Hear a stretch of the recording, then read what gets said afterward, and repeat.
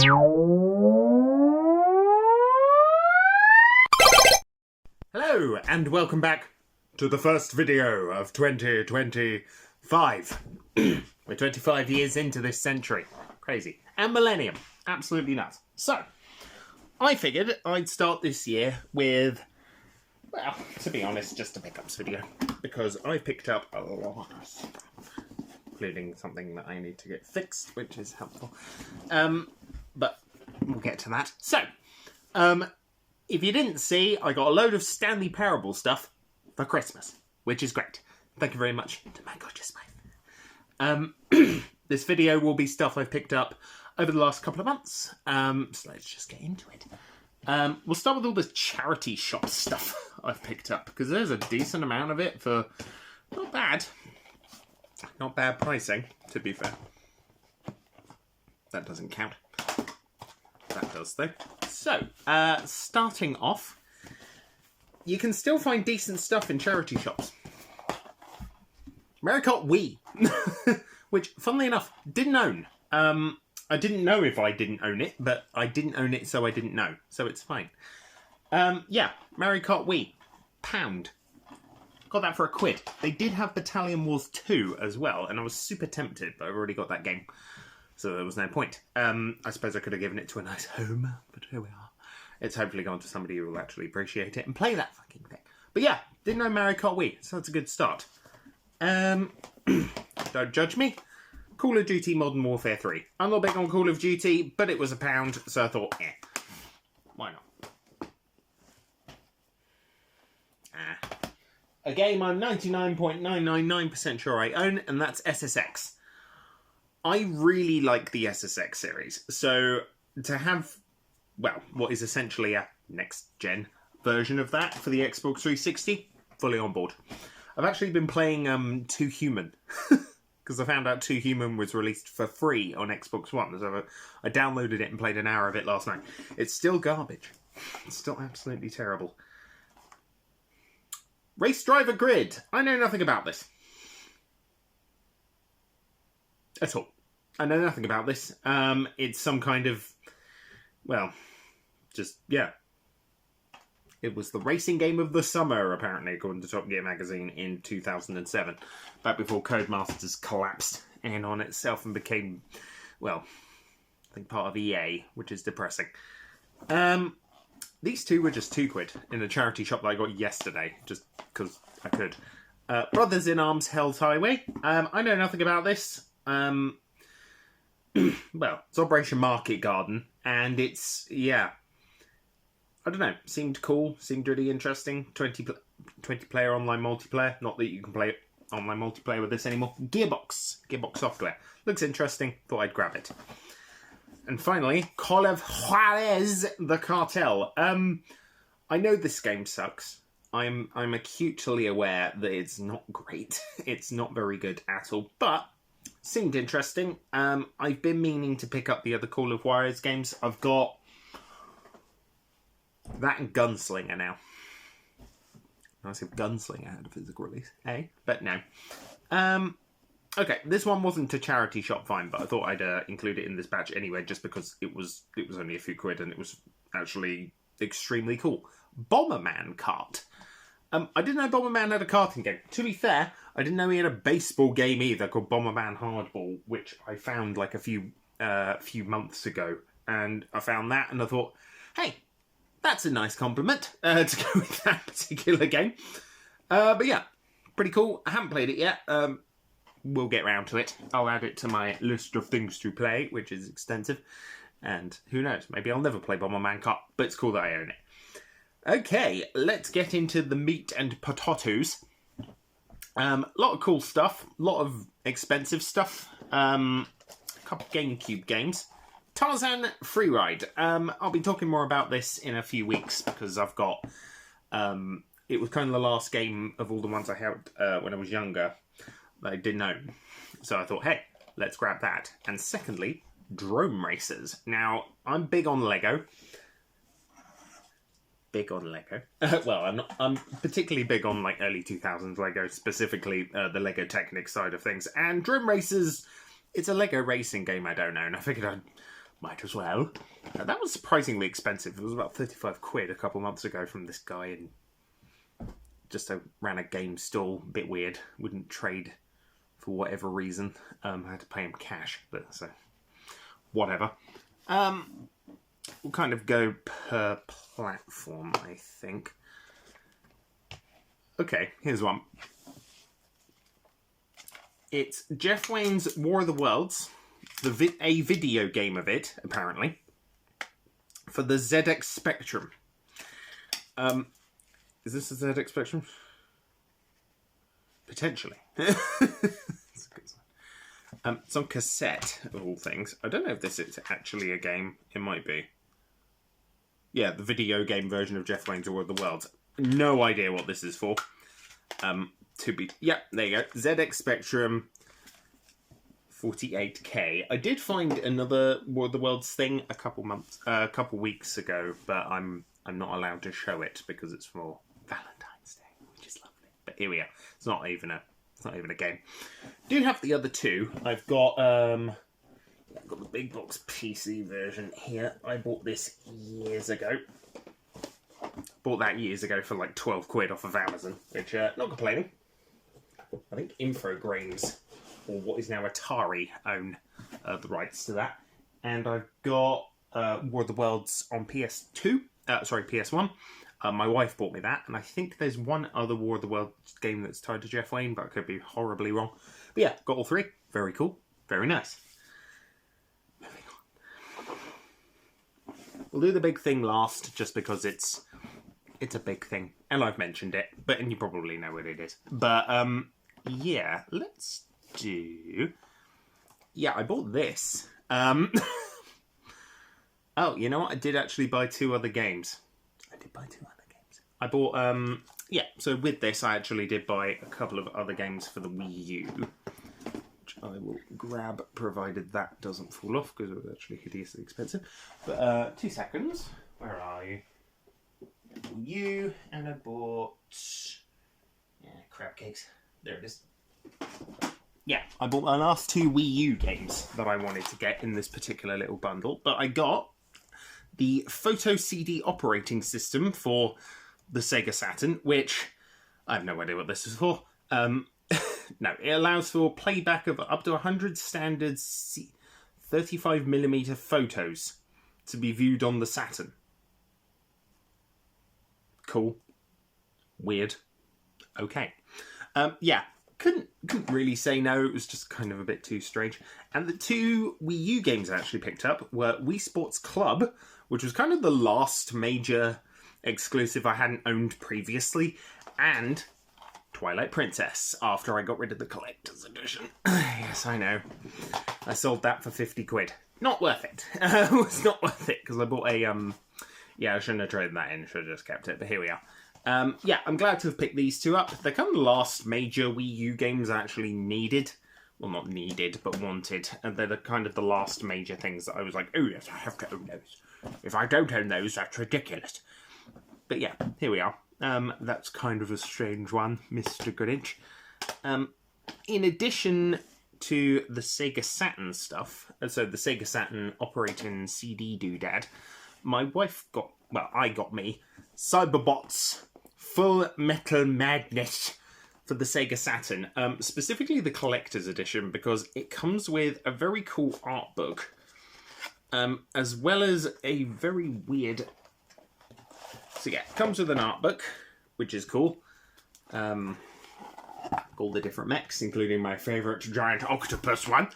So this game's a bit of a strange beast. It's a fighting game by Capcom, which was released, I think, very recently at a port to the Switch, of all bloody things. But yeah, this particular version, or this particular fighting game, basically lets you sort of trade out different items and different legs onto kind of like the main pilotable mechs in the whole thing, actually creating quite a surprisingly large roster.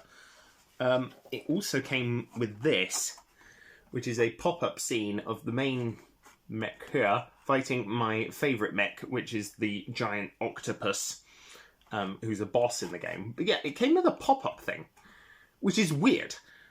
yeah, super cool. It was actually, that was kind of the deciding factor for me going, limited edition. It's now sitting proud of place on the shelf. I haven't actually tested this in the Polymega yet. I'm actually really hoping it works. Please.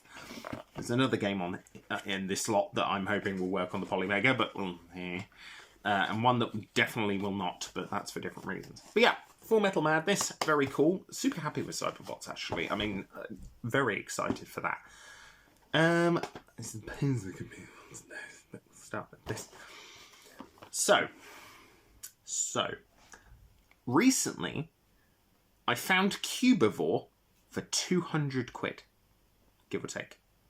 My wife is giving that to me for my birthday, so I'm not allowed to play it. However, in the interim, I got this, which is a Nintendo 64 version of Cubivore. It's a reproduction copy, I will freely admit that, in an actually surprisingly nice box that cost me like 10 quid. And I'm going to be honest, the game looks identical. So, Cubivore, if you don't know what it is, it's kind of a weird life sim. You go through the lifespan of this creature eating other animals, slowly leveling up in power, and getting to a point where you're able to fight and kill the ultimate Cubivore, which is this thing on the front, with its weird lipstick. There's also a lot of breeding. I know. But finding the original GameCube version for a decent price is impossible. It's impossible. Because with the case, you're looking at about 400 to 500 quid. More like 450 to 500 quid for a complete in-box version of Cubivore, which I'm not paying. I'm not paying that. I'm probably going to get a repro case. I'm probably going to get a repro case. I'm going to get a repro manual. I'm not paying the full amount. It's absolutely ridiculous. However, this, on the other hand, was like 60 quid, including the £10 box. So, not really complaining, plus it's super cool. Designed for controller pack, apparently. I don't know how accurate the information on this particular box is, but very cool. Very happy to have that. It's going pride of place on my shelf of Nintendo 64 games, and is actually one of the first ones I've got that I'm going to get reboxed. So I've typically collected non-boxed N64 games just because they're too freaking expensive otherwise. But owning that, I want them boxed. So I'm going to have to get a lot of boxes printed for that particular console. It's going to be hideously expensive, but here we are. Okay, this isn't what you think it is. It's another repro, actually, and that is a game that my wife technically got me for my birthday, and I completely forgot she got it for my birthday because it was hidden in the Stanley Parable bucket for months, and that is Panzer Dragoon Mini for the Game Gear. Now, I'm not paying £600 for this. It's not worth it, and at the end of the day, whatever. This, on the other hand, looks like it could have come out of, like, the 90s. Like, it's got little scuffs on it. It's just, that bucket did it wonders for giving it the right look and age. It's really good. It's very good. The only problem with it is on the back it says, oh yes, European patent. And a lot of it's in Japanese, and it says made in the US, which this wasn't. This wasn't made in the US, it was made in Japan. But yeah, copying and or transmission, strictly prohibited. Never mind. Nobody needs to know. Nobody needs to know. Got Panzer Dragoon Mini. That's Panzer Dragoon done. That's Panzer Dragoon done, baby. That's all of the Panzer Dragoon games. I may do an update video on that particular franchise. I'm a big fan of Panzer Dragoon. I haven't talked about it in a couple of years now, but yeah. I think with that, I'd really like to. To be fair, I do have plans to play it on the Polymega. I just haven't got around to it yet. Largely because there's one other game on the Polymega that I've really wanted, and this is an actual copy. This is not a reproduction. Knuckles Chaotix. Yes, I'm still paying this off. I'm still paying this off, and I'm paying off the thing that sat in my lap as well. But yeah, I finally just knuckled down. And I knuckled down and bought Knuckles Chaotix. I did own this earlier last year. I owned the PAL version, but it didn't work. Bloody thing didn't work, and it was like 140 quid. I've had to pay 160 for this copy, which is kind of annoying. And it's the American version, so it would only really work in a Polymega. Hopefully. That being said, it's in not terrible condition. It looks okay. Even the pins, they might need a bit of a clean with some kind of rubbing alcohol, but maybe not rubbing alcohol, something else, but we'll see. Yeah, big fan of this. It's kind of one of two majorly expensive Sonic games I don't actually own. The other one is Sonic Shuffle, which... This game's not terrible. That game is. That game is unplayable. It's unfair, it's brutal, it's just shit. It's garbage. Sweet, hot, tumorous garbage. Knuckles Chaotix, on the other hand, I've played... Well, I've seen emulation of, and I have played emulation of back in the day. But, yeah, it's good. It's good. It's a fairly standard Sonic game. Bit weird, predominantly with how the two characters that you control are sort of magnetized together, and you have to kind of utilize that in the level design, and sometimes it really just does not work. It doesn't work at all. But it's kind of the major game I wanted for the 32X. The only other one I could really genuinely consider getting is Blackthorn, and even then, I could live without Blackthorn. It's not the only expensive thing I bought in December. I bought myself, because I can, a boxed Atari Jaguar. Now, I know this thing works because the guy was very, very adamant it did, and more importantly sent me videos, which is great. It's still in surprisingly good nick, and quite frankly I haven't taken it out of the bubble wrap yet.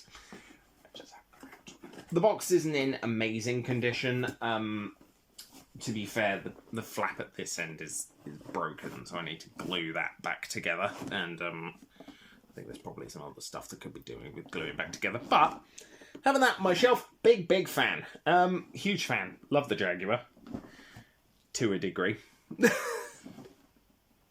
In fact, there's some games on here that I just don't think exist on this system. Specifically, Battle Wheels.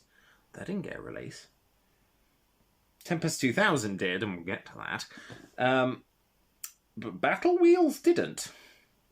I'll look into that. But yeah. So this was Atari's last console before, well, the VCS, which I have also been playing and buying a lot of games for. But yeah, I'm quite a big fan of the Jaguar. In retrospect, I had about 14 games for it about 3 years ago now, and I sold every single one of them. I sold every single one of them because, quite frankly, I didn't play the fucking console. I regret that massively. So what I've done is I've bought this under the proviso I cannot trade it in. At all. It is stuck here.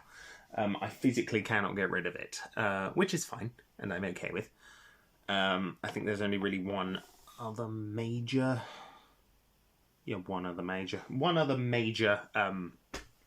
bit of kit for Atari that I don't own, and that's the 5800, and even then I'm going to get a very particular controller for that. But it did come with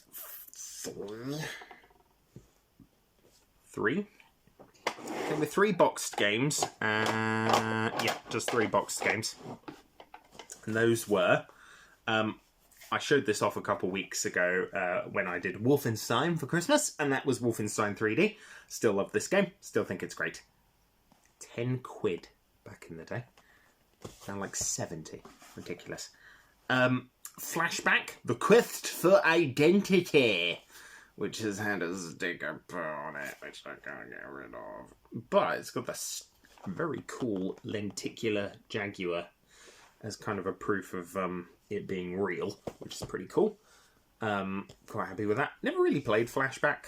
Been meaning to. It's been on my list, and I know they did a sequel quite a few years ago now. But yeah, the other one is a game technically by Midway, but actually released by Songbird Productions, who I think are still sort of around, and that's Total Carnage, which I think is some kind of side-scrolling, it's kind of like top-down shooter sort of thing. Yeah, didn't know too much about that. That game's quite hard to find now. It's actually quite expensive. A legitimate copy is anyway, which this happens to be, which is great. I did get 3 other games. One was a repro, specifically Iron Soldier 2 by Telegames. I'm not paying how much this game actually is. It's just astronomically ridiculous. So I got a repro one off of AliExpress. We'll see if it's any good. It probably isn't, and I'm going to have to be very careful putting this into the console. But we'll see if it works. If it does, then great. I'm probably not going to get other AliExpress ones. Probably just going to stick to non-repro games. But yeah, picked up Iron Soldier 2. Not really complaining. The first game I picked back up was Cyberwolf. Where did you learn to fly? It's not great. It's not my favourite game on the Jaguar. We'll get to that. My wonderful mother got me Ultra Vortec for Christmas, which is great. I've been really wanting to play this game. Even when I had my old Jaguar, I was like, you know what, I really should pick up Ultra Vortec. Never did. Then I saw this just before Christmas, kind of at the same time I'd seen Cybermorph in a shop, and I thought, I guess I'll get into Jaguar again. And she got me Ultra Vortec. I'm really looking forward to playing this. I genuinely am. I've heard mixed things, but you know what? I'm happy to own a very heavy metal looking fighting game. Always on board with heavy metal games in general. I'll need more of them. Yes, please. And finally, my favourite game on here, apart from Wolfenstein 3D, Tempest 2000. I couldn't not own Tempest 2000. It felt kind of weird not owning it. Because I didn't initially. I'm actually about halfway, within the span of about a month. Within the span of about a month or two. I'm actually about halfway to owning the number of Jaguar games I did before I got rid of the fucking thing. Great. I still probably going to pick up a couple more this year. I've got a few, and there's another 32X game that's fairly cheap that I wouldn't mind owning, which is 22 Perfect Holes. Which sounds dirty, but it's a golf game. Don't know many. I own a surprising number of golf games, but I don't like golf. Bit weird. Anyway, those are Kasumi Ninja. The ones for the Jaguar are Kasumi Ninja, Bruce Lee, and there was another cheap one that's shit. Iron Soldier.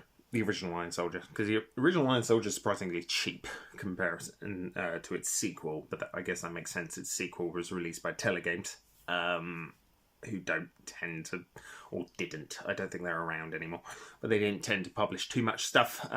They did publish some decent stuff, the turn of the 2000s, back at kind of the height of what was left of the Jaguar, kind of the tail end of its immediate popularity. Then we had like a good 10 years of nothing, and then we got like repro stuff off of Atari Age, which is cool. However, those games are crazy expensive, and I'm just not buying them. But yeah, that's that lot. That is it for today. Next week, I'm probably going to be looking at some other stuff. Probably going to do that video I mentioned a while ago, the top 20 games of the last 20 years. So one game from every year. That could be fun. That could be good.